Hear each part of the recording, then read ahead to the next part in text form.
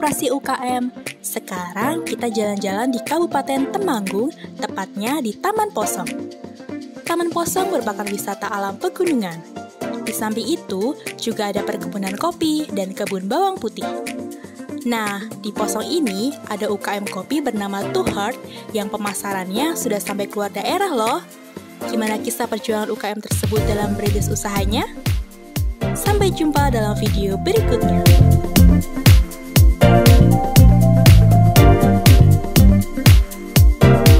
Produk saya mereknya Two Heart. Two Heart itu kami kenalkan itu dua hati, Mbak. Dua hati filosofinya bahwa kami punya kebun itu di areal wisata Posong itu kebetulan lokasinya itu di tengah-tengah di antara dua gunung, Sindoro dan Sumbing. Makanya itu dikapit dua gunung. Dua hati maksudnya dua gunung itu. Itu sebatas itu merek saya, Mbak. Itu awal mula idenya kayak gitu, Pak? Ya, dua hati karena untuk Yaman Hat itu kan sudah dipakai Honda. Jadi saya milih Two Heart, dan Two Heart itu saya mengambil dari nama saya. Two Heart jadi Two Heart. Nah, seperti itu. Saya mulai itu berawal dari kelompok, Mbak. Jadi mulai usaha kopi ini berawal dari tahun 2000 itu penanaman kopi. Jadi ada bantuan dari perkebunan Dinas Perkebunan Provinsi. Awal itu tahun 2000, setelah itu saya tanam. Nah, begitu itu untuk pengolahannya saya mulai usaha ini tahun 2010.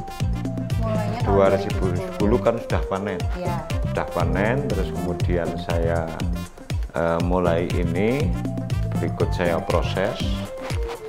Waktu itu tahun 2000 itu malah dapat buyer dari Korea. Dan dulu sebenarnya juga sudah pernah ekspor.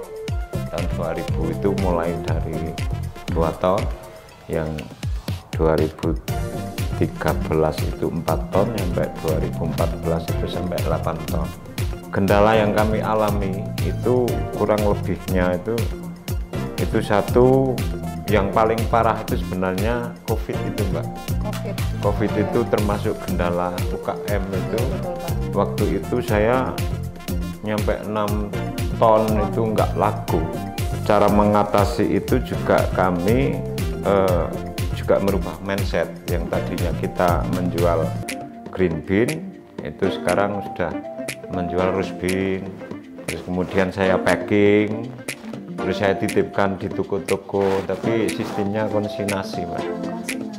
Jadi titip, nanti sudah laku kita bayar. Itu merupakan termasuk solusi. Saya berawal dari membangun produk kami, itu saya lebih cenderung di kualitas barang, termasuk contoh karena saya juga termasuk ketua MPIG.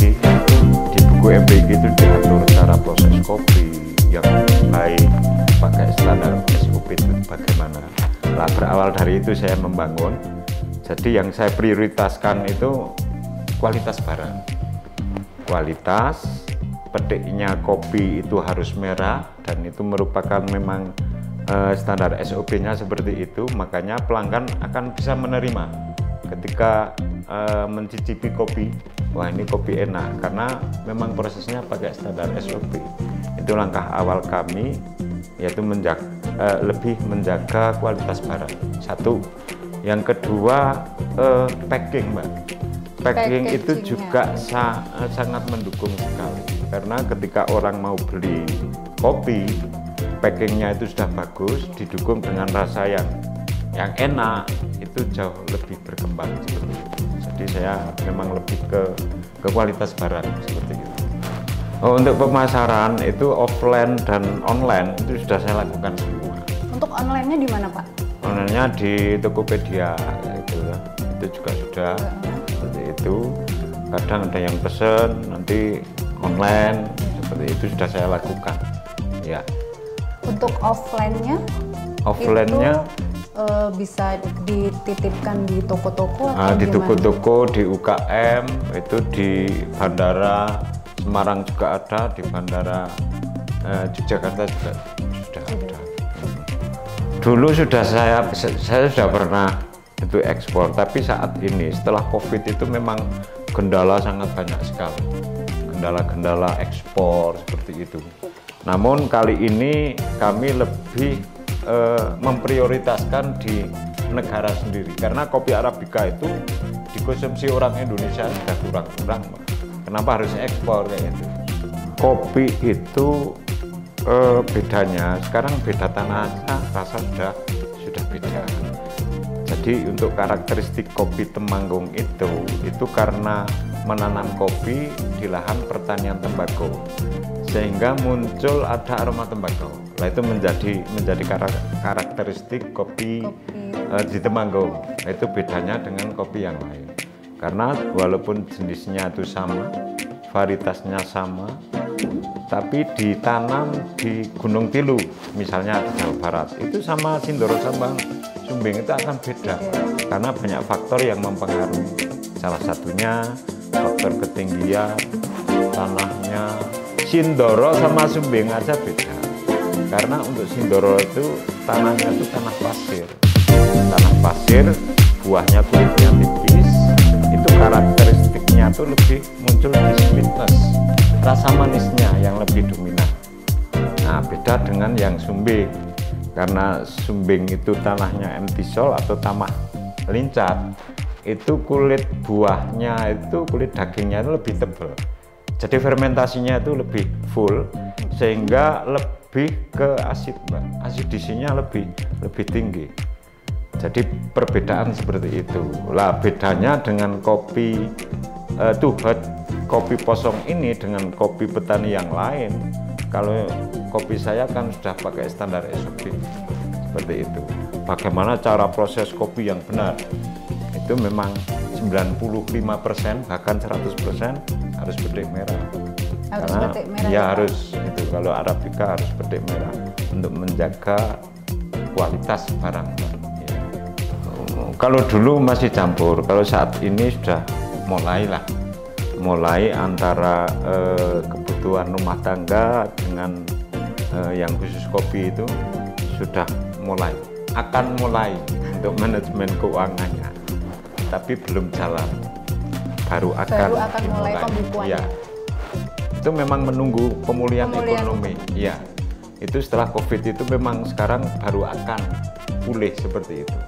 Lah semangat saya itu berdoa aja semoga nanti yang di atas itu bisa menata lebih bagus, sehingga kami juga semangat memperbanyak relasi-relasi kayak gitu. Relasi pasar, biar nanti, karena itu kaitannya dengan keamanan, termasuk dengan pemulihan ekonomi, itu juga sangat berdampak pada UKM-UKM yang ada di Indonesia, terutama itu. Yang saya lakukan, kita memperbanyak pasar, Mbak. Jadi relasi pasar, saya kan bentuk tim, termasuk anak saya sudah saya lakukan. Dia berjuang untuk ke kafe-kafe, Mbak. Nah, selama ini yang saya lakukan, itu anak saya kan sudah punya tim, nanti ada yang di kafe Yogyakarta, Tangerang, dan sebagainya. Yang jelas kita memperbanyak relasi sehingga ketemu pasar gitu, Pak. Kalau sudah ada pasar itu sudah sedikit demi sedikit akan jalan seperti itu. Inovasinya seperti apa? Untuk inovasi ke depan itu inovasinya saya memperbanyak, sekarang banyak yang pesan roast bean, Mbak. Jadi tidak green bean, tapi sudah dalam bentuk roast bean digoreng. Itu sudah menjualnya tidak dalam bentuk green bean, tapi sudah roasting, sudah roast bean. Kayak itu kan nilai ekonominya jauh lebih tinggi dibanding green bean. Itu yang kedua, juga saya memperbanyak packing ini, Mbak. Jadi packing itu saya inovasi, itu ada yang pakai kardus, itu ada juga yang pakai aluminium foil. Jadi kita banyak inovasi. Jadi inovasi sangat perlu, ya, inovasi produk. Oh, relasi yang sudah saya lakukan itu di kafe mana Jogja, ada yang di Tangerang, itu nyampe di Kalimantan mana itu, tapi dalam bentuk green bean, Pak, dalam bentuk green bean. Terus relasi harapan ke depan, jadi yang sudah masuk tapi belum action itu dari OT Pak, orang tua itu tinggal kita menunggu MOU saja. Itu satu, yang kedua harapan kami itu yang dari Jepang itu nanti akan deal. Jadi pengembangan relasi kami itu harapan kami ke depan itu akan bisa deal. Jadi biar nanti ekonomi jauh lebih meningkat seperti itu. Ada kelompok-kelompok kopi-kopi juga nggak Pak? Kelompok kopi kalau di Temanggung itu juga banyak. Cuman relasi kami menghubungi kelompok-kelompok itu yang pada intinya kami lebih ke memberikan SOP pada petani-petani, sehingga ketika nanti ada eksportir yang minta banyak, semisal 1 kontainer, itu kalau UKM kan permodalan juga menjadi kendala. Tapi kalau kami sudah mempunyai relasi-relasi prosesor itu yang ada di Kecamatan Klidung khususnya, tinggal ngebel aja, Pak A punya berapa ton, semisal seperti itu. Untuk perkembangan strategi kami itu sebenarnya juga yang paling kami prioritaskan ketika itu ada yang beli, itu memang jualnya jual crossbin atau bubuk seperti itu. Jadi itu merupakan salah satu peningkatan ekonomi strategis satu. Yang kedua, yang jelas kondisional lah, karena memang sekarang baru pemulihan ekonomi itu memang masih agak susah sih untuk menjual kopi. Karena di Temanggung aja Mbak, produk itu nyampe 500, kita bayangkan kopi itu. Jadi brand kopi Temanggung itu nyampe 500.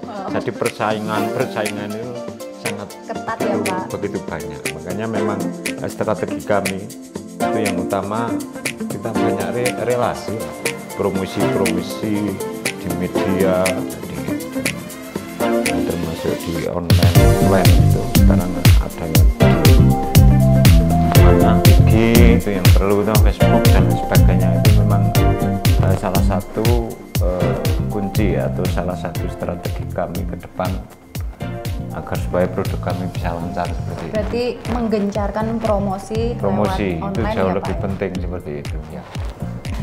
Saran saya untuk semua UKM, kita harus semangat.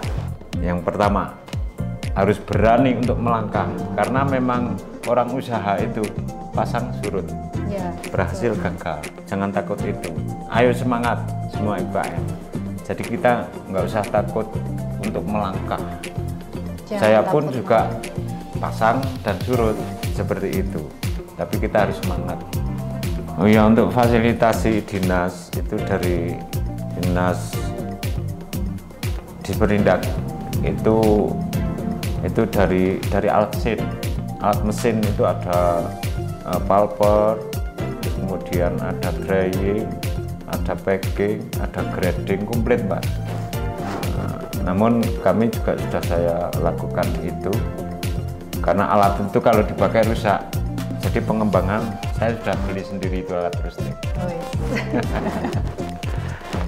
Saran saya terhadap pemerintah itu, karena UKM sudah difasilitasi, baik itu ada alsin dan beberapa alat itu.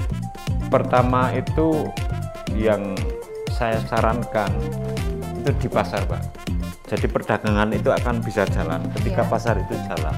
Kalau UKM kan sudah packing sudah bagus, misal produknya kualitasnya juga sudah bagus, tapi pasarnya itu nggak lancar, itu akan juga nggak jalan.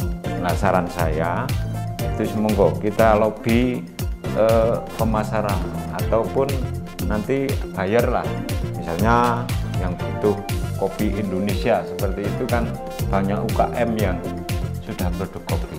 Jadi pada intinya saran kami untuk memperluas pasar seperti itu.